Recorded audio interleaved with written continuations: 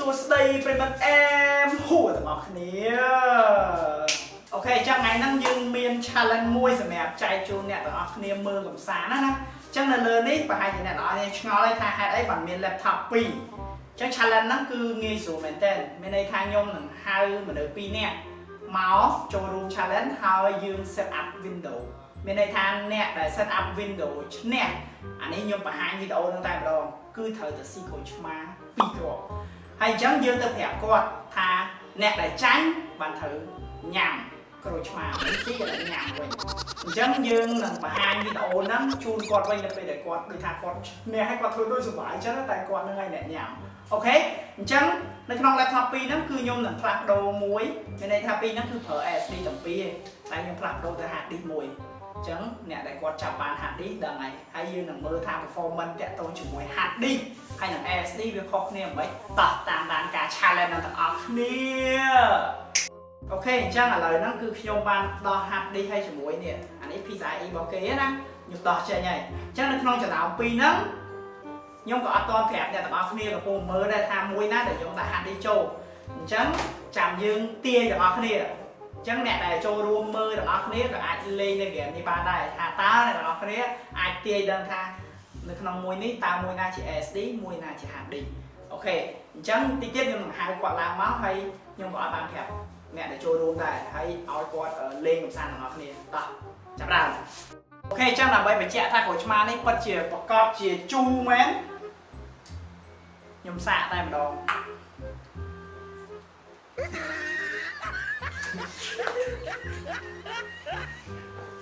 បោចូលជូរតាមវិញ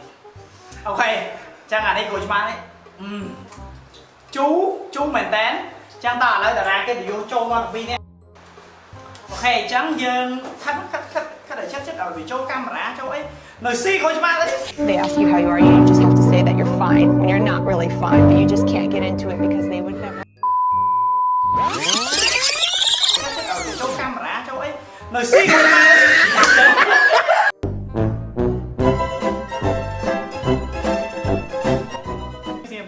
ចឹងឥឡូវលក្ខខណ្ឌថ្ងៃនេះគឺយើងមាន challenge មួយសម្រាប់ចែកជូន2នាក់យើងចឹងនៅខាងក្រោយខ្នងគឺតាក់ទងជាមួយនឹង laptop 2ចឹងមាន flash 2នេះ flash ចឹង flash ហ្នឹងគឺ Windows 10ចឹងយើងនឹងមក challenge set up Windows តើអ្នកណា set បានលឿនជាងចឹងបើសិនជាអ្នកឈ្នះអ្នកចាញ់ត្រូវញ៉ាំក្រូចឆ្មាអស់មួយចានហ្នឹងនៅខាងក្រោយមិនញ៉ាំឲ្យអស់មួយចានចឹងឥឡូវយើងប៉ាវទាំងអស់គ្នាថាហើយយើងមានសិទ្ធិក្នុងការជ្រើសរើសថា laptop មួយណាដែលយើងចង់យកទៅ set អូខេអញ្ចឹងឥឡូវយើងប៉ាវទាំងអស់គ្នាចាញ់អូខេអញ្ចឹងអ្នកខាងស្ដាំដៃខ្ញុំបាទគាត់កីឡាករអាវខៀវនេះកីឡាករអាវសអញ្ចឹងកីឡាករអាវខៀវបានជ្រើសរើស laptop មួយតើ laptop រវាង Alienware និង ROG យកមួយណាអូយក Alien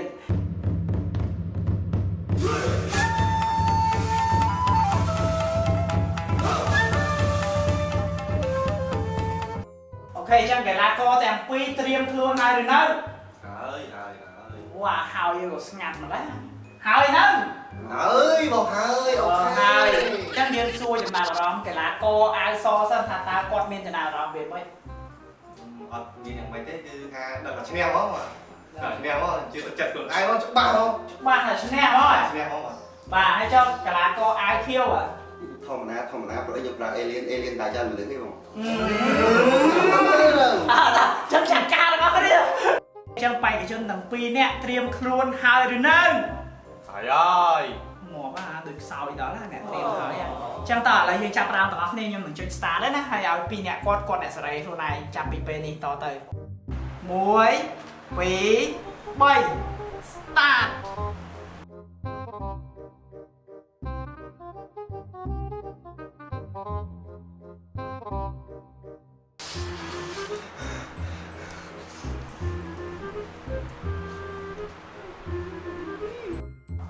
អូខេអញ្ចឹងយើងមើលឃើញការរត់របស់ laptop ទាំងពីរនេះឥឡូវយើងសម្ភាសតាក់ទងជាមួយបេក្ខជនតិចថាតើគាត់មានអារម្មណ៍វាម៉េចនៅពេលដែលគាត់មើលឃើញ laptop គាត់ទាំងពីរអញ្ចឹងបាទឥឡូវទៅខាងខៀវម្ដងខាងខៀវមានអារម្មណ៍ម៉េចបាទមានអារម្មណ៍ថាហើយចាច់គេហើយអីចុយ ai cho hàng xóm mà rơi xin ta bật riêng lên mà mình bắt ta alien nha là hốt đấy à ta là như mưa thằng con thấy thôi còn bao vậy trời phi đợt thì mình lụi alien cháu là như mưa hay tí mưa phó mà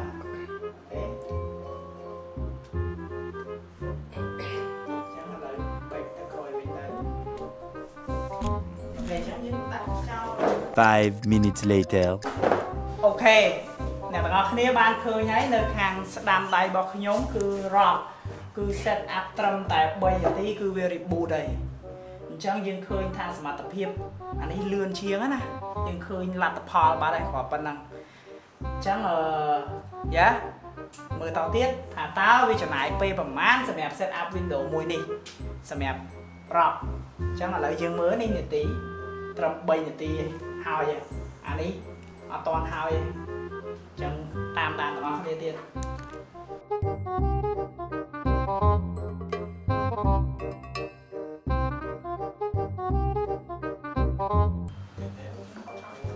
អូខេអញ្ចឹងសម្រាប់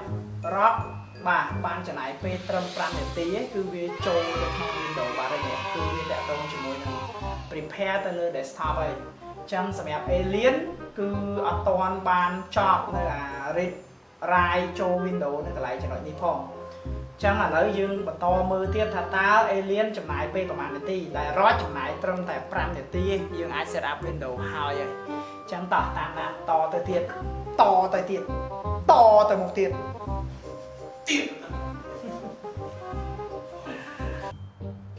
អូខេចឹង alien ក៏រួចរាល់ដែរគឺវា reboot ត្រឹមរយៈពេល6នាទីជាងអញ្ចឹងអាមាញ់មិញគឺអានេះអូខេឥឡូវគឺអានេះ start ហើយព្រោះមិញហ្នឹងវាជាប់បន្តិចអូខេវ៉ាមែនអត់បញ្ហាបាទបេក្ខជនចុចខ្ញុំចុចបានដូចតែគ្នាព្រោះថាឥឡូវគឺអ្នកកាត់ក្តីនៅទីនេះហើយបាទអ្នកកាត់ក្តីនៅទីនេះអូខេអញ្ចឹង Alienware កំពុងតែរៀបចំហើយអញ្ចឹងគឺចំណាយពេលរហូតទៅដល់7នាទីជាងអត់ទាន់បានចូលរៀបចំអាពណ៌ខៀវនោះទេអញ្ចឹងឥឡូវចាំចូលដល់ពណ៌ខៀវបានយើងកំណត់ថានាទី Alienware ចំណាយពេលអស់ប្រមាណមិញហ្នឹង ASUS នេះគឺចំណាយពេលអស់5នាទីណាអញ្ចឹងឥឡូវវារៀបចំហើយអញ្ចឹងតតែ complete អាហ្នឹងចូលពណ៌ខៀវទៅកំណត់ពេលអូខេហេឡូចឹងឥឡូវមិនបាច់ប្រកួតទៀតទេចាញ់យូរណាស់ចឹងចាប់ទុកថា Alienware គឺត្រូវបានចាញ់ ROG តែមិនមែន brand ទេណាសូមបញ្ជាក់គឺដោយសារតែ ROG យើងមកពាក់ទៅដោយ SSD ហើយ Alienware នេះគឺយើងមកពាក់ទៅដោយ hard disk SATA ធម្មតាចឹងខ្ញុំសូមបញ្ចប់ត្រឹមហ្នឹង5-10នាទីជាងហើយទុំចូល stop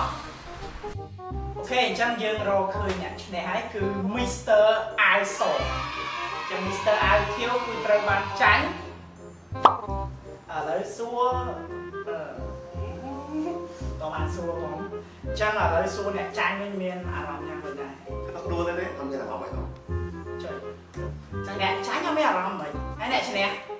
មានអារម្មណ៍ថាអូខេចឹងឥឡូវចូលមកដល់កម្មវិធីយើងវិញមានន័យថាបងបានថតអាคลิปហ្នឹងមុនបន្តិចហើយអញ្ចឹងយើងអាចចាក់បានអញ្ចឹងសម្រាប់កម្មវិធីមួយនេះគឺអ្នកចាញ់មិនអាចអីច្រឡំអញ្ចឹងអ្នកចាញ់មិនមែនមកញ៉ាំក្រូចឆ្មាគឺអ្នកឈ្នះបានញ៉ាំក្រូចឆ្មា What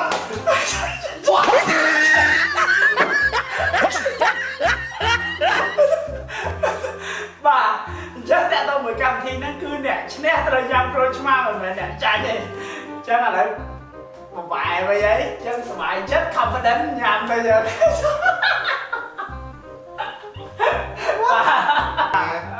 នេះបាទគឺជាក្រូចឆ្មាបាទតាក់លើនោះខូចឥឡូវក្រូចឆ្មា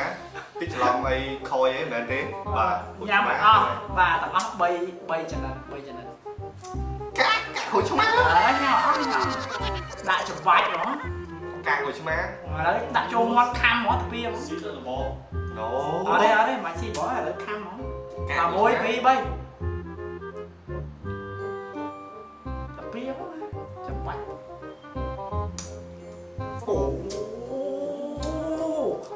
phone chạy nè cái đọc luôn là ba ấy chẳng nè chẳng nè lắm tay học miền vót đây ba cái đọc luôn là không cọp cọp tục tận nữ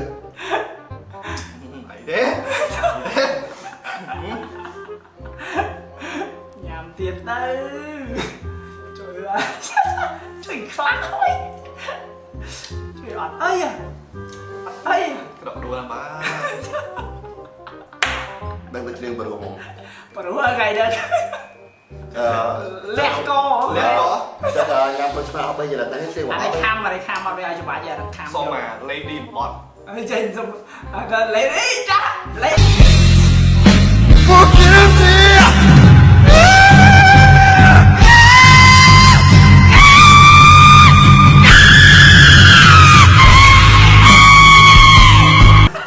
cái đọc luôn là ba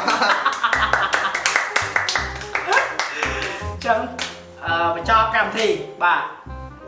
ok ở mạnh mình cứ chỉ challenge hỏi việc và chỉ ưu tiểu ho mùi đài để chạy tôi chỉ mùi là HD hay là ASD chắc chạy tôi chỉ mùi HD là ASD cứ ASD mình đã nặng lương chưa HD là hỗ trợ đọc tôi chia này nó chấm hay là với ba chỉ dương trời chơi HD rất là dương trời chơi ASD ở mạnh mình video này cứ chỉ cả ưu tiểu ho chạy slide thả ASD về bật chỉ lương chưa HD man tại vì pra trầm tại pra người ti tại bên nóสำหรับการแสดงวิดีโอรีไอฮัดดีเว้นคือปราบราโลโฮแต่ดอกปราณตีเนื้อตอนหายพองจังอันนี้คือขนมเมียนเลยพอมุ้ยจองไหนมองเคลียเยอะคือเวียเตอร์แต่โจมาขนมประเดี๋ยวเช่นจากกัมพูชีเยอะเท่คือแบรนด์ SP จะยังไอสูงจัดติ๊ก SP ชมูเป็นหรือว่าเวียคือซิลิคอนพาวเวอร์แต่วิเมียนดำของน้าในประเทศไต้หวันហើយបានបង្កើតឡើងតាំងពីឆ្នាំ2003មកម្លេះហើយតើតើជាមួយ brand នេះគឺបានជាប់លំដាប់ថ្នាក់លេខ1នៅឆ្នាំ2010ខ្ញុំនឹងបង្ហាញអ្នកទាំងអស់គ្នានៅក្នុង Wikipedia គឺយើងឆែកមើលនៅក្នុង Google ហើយតើតើជាមួយ brand នេះដែរក៏ខ្ញុំបានតេស្តជាក់ស្ដែងដែរដូចបាញ់មិញគឺយើងប្រើនៅពួកនេះប្រភេទ NVMe អញ្ចឹងមានន័យថា ASD មានបែងចែកជា3ប្រភេទនេះគេឲ្យឈ្មោះថា ASD ធម្មតាហើយនេះគឺឲ្យឈ្មោះថាពួក ASD ប្រភេទ M.2 ហើយនេះឲ្យឈ្មោះថា ASD M.2 NVMe អញ្ចឹងសម្រាប់ ASD 3ហ្នឹងគឺអានេះលឿនជាងគេអូខេអញ្ចឹងតើតើជាមួយនេះខ្ញុំមាន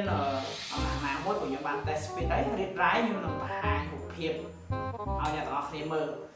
អញ្ចឹងខ្ញុំជឿជាក់ថាអ្នកទាំងអស់គ្នានឹងបានឃើញពីសមត្ថភាពរបស់ផលិតផលមួយនេះហើយថាយើងគួរតែជឿជាក់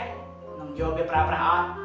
អញ្ចឹងសម្រាប់ ASD មួយនេះឥឡូវហ្នឹងគឺមានតម្លៃធូរថ្លៃមែនទែនអញ្ចឹង NVMe 512G នេះត្រឹមតែតម្លៃ$99តែប៉ុណ្ណោះហើយបើនិយាយរឿង speed វាវិញគឺប្រហាក់ប្រហែលទៅនឹង brand ដ៏ល្បីមួយគឺ Samsung Evo 907ហ្នឹងឯងចឹងអ្នកទាំងអស់គ្នាគឺជាអ្នកសម្រាប់ចិត្តខ្ញុំគ្រាន់តែយកផលិតផលមួយមកបង្ហាញឲ្យគ្នាយើងឃើញជាក់ស្ដែងអត់មានភូតផកុហកអីទេអញ្ចឹងយើងបានឃើញជាក់ស្ដែងទាំងអស់គ្នាជាមួយហ្គេមយើងមិញអញ្ចឹងហេតុផលដែលយើងត្រូវការប្រើប្រាស់ ASD